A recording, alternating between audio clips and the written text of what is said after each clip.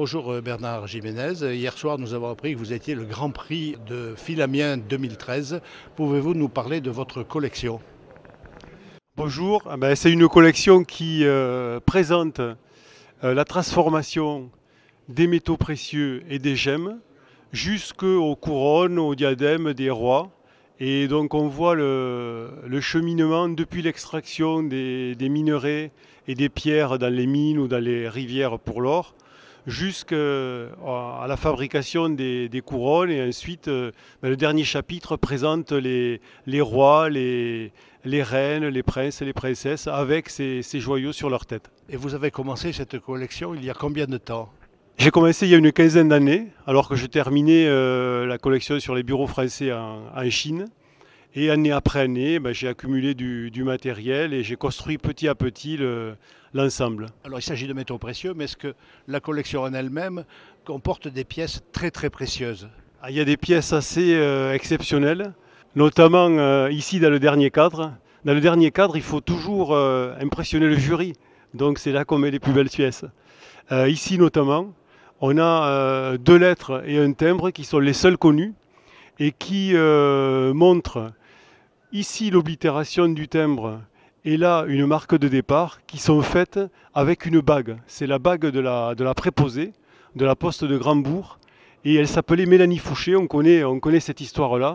Et ce sont les seules pièces connues actuellement. Et puis un peu plus loin, juste avant de terminer, on a ici une lettre avec un timbre Penny Black, le premier timbre émis, mais aussi le premier timbre thématique, puisque la reine Victoria porte un diadème avec des perles et des diamants. Et c'est une lettre du deuxième jour. Le timbre a été émis le 6 mai et on a une lettre ici du 7 mai. Il faut savoir que les lettres du 7 mai sont plus rares que celles du 6 mai, il y en a moins. Et en plus ici, on a une marque Free qui indique aux postiers qu'il ne faut pas taxer la lettre, puisque les postiers, pour eux, ne savaient pas encore.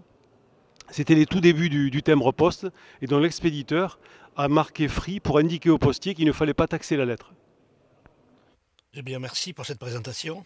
Malheureusement, tout le monde ne pourra pas la voir puisque tout le monde n'est pas venu à Amiens. Est-ce qu'il y aurait des possibilités pour que le grand public puisse l'admirer? Je pense notamment à Internet. Bien sûr, bien sûr. Je vais scanner la collection et elle sera disponible sur le site de la FFAP.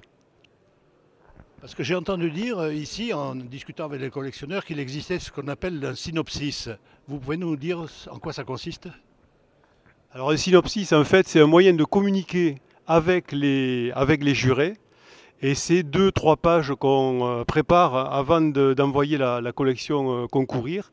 Et sur ces 2-3 pages, on présente les meilleures pièces. On explique surtout la philosophie de la collection, de façon à commencer à communiquer avec les jurés pour qu'ils comprennent l'esprit de la collection, qu'ils comprennent le déroulement. Et ainsi, ils l'apprécieront mieux. Et normalement, ils devraient mieux la juger.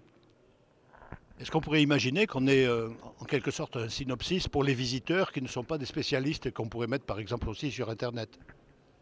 Why not? C'est d'accord, je vais le faire. Merci Monsieur Jiménez, au travail.